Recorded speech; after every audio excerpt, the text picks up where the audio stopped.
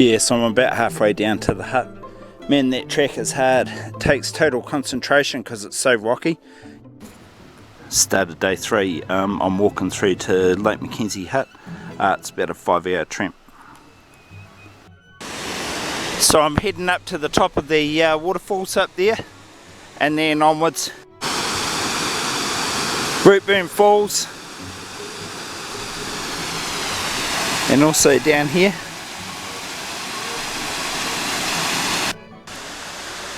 I'm climbing up a set of rock stairs.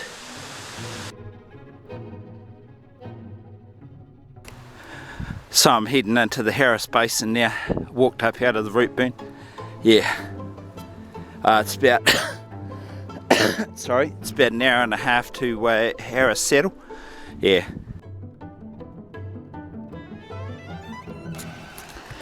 There's a nice waterfall over there. That's flowing out of Lake Harris. That's basically the Routeburn there.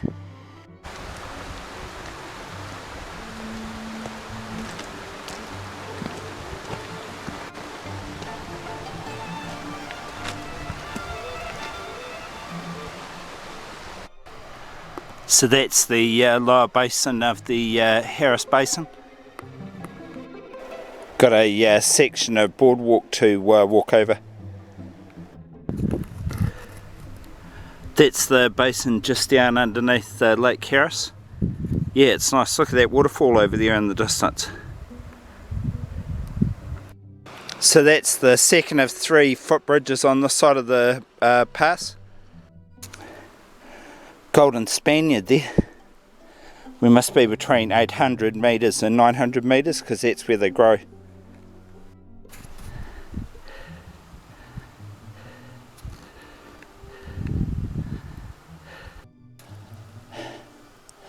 That rock's about the size of a 3-storey building.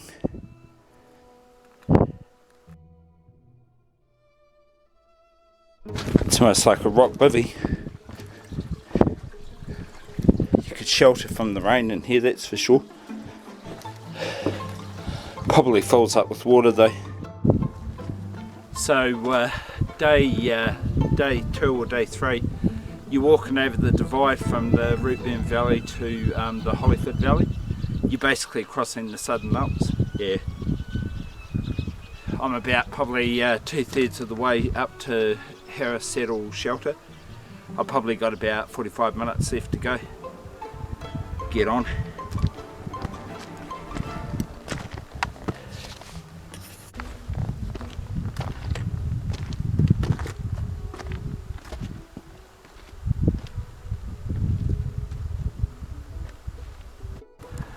We're on that part of the track where you're way up above Lake Harris, but unfortunately we can see bupkis because it's all misty out there. Never mind. Nice set of tarns up here on the tops. Bit windy though, I had to put my jacket on. There's the Hollyford Saddle shelters over there in the distance. Took me an hour and 45 minutes to get here.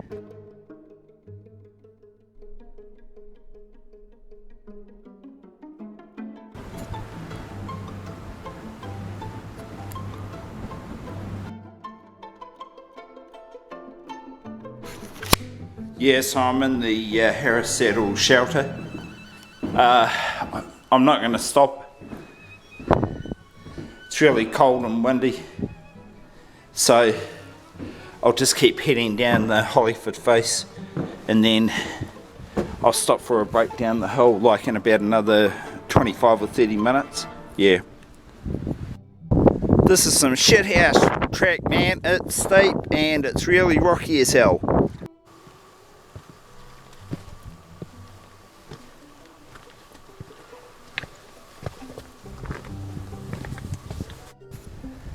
I've seen that view there in Chris Potton books before, that wee patch of going around the side of the hill there.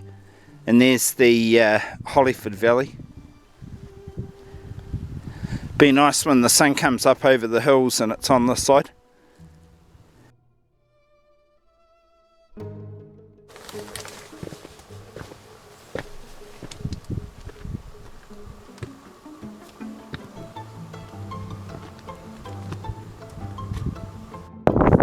That's looking down into the Hollyford Valley.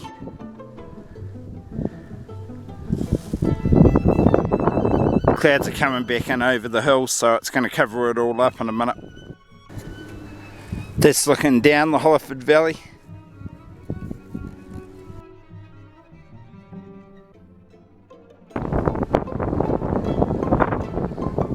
Gonna stop for a break over by that bridge. Out in the sun again.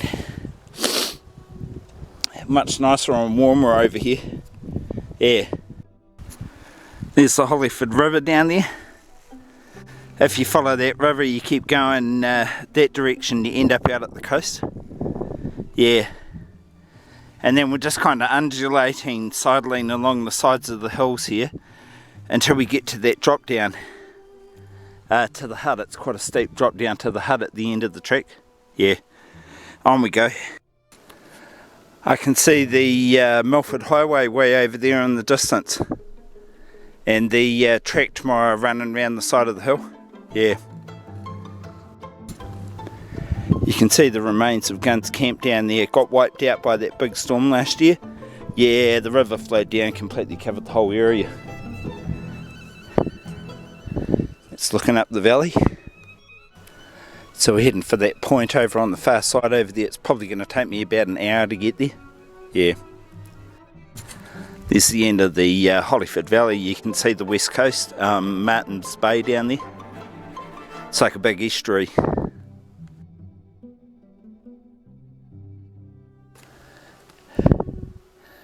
I think once I get round this point I can see the lake.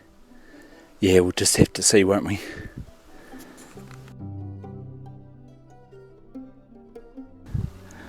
There's the huts down there at the bottom of the valley.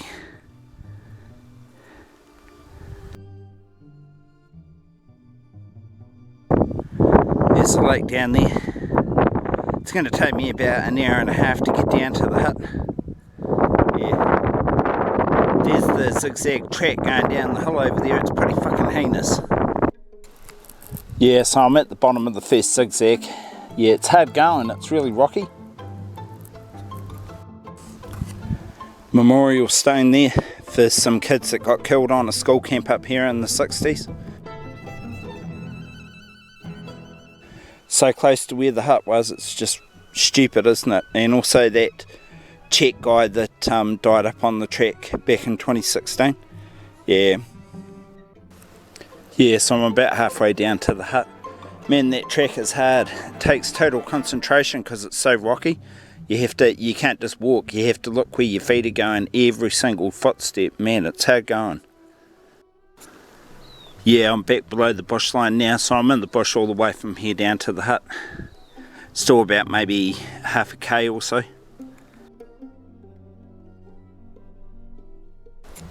Look at the size of that rock. That is a massive, massive rock. And it's all covered in moss. Yeah, this forest is like real mossy goblin forest. It's because it's so wet down here. So when I put this video together, it's going to be quite linear. It's just too difficult walking down there and trying to do like B-roll shots. Total concentration you need. If you're not looking where your feet are going, you're going to fall over and hurt yourself. Yeah, so like I say, it'll be a bit linear, but at least you get an idea.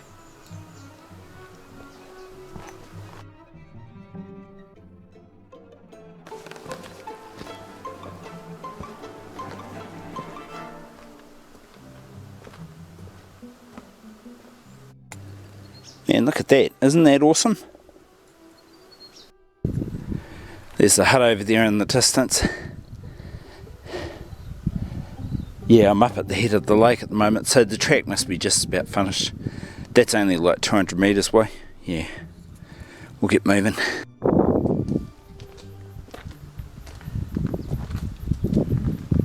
So that's the end of the day. The hut's just off over here to the left. Yeah, that's hard. Those last 2 hours of that track is really, really hard. I think that's some of the hardest track I've struck on a great walk. Yeah. Anyhow, time for a brew and some lunch. Yeah. It's Lake Mackenzie Hut there. God, I'm glad to be here.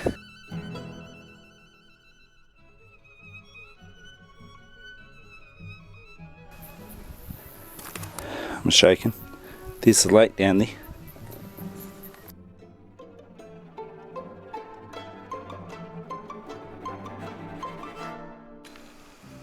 So here's the cooking part of the hut.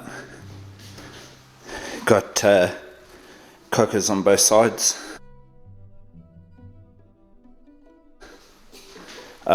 Multiple tables for sitting at.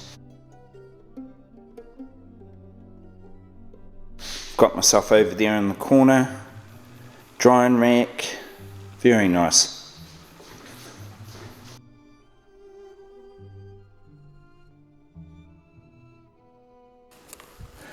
Yeah, so there's a second bunk room just up the hill from the main part of the hut, and I think there's like about maybe 20 bunks in there.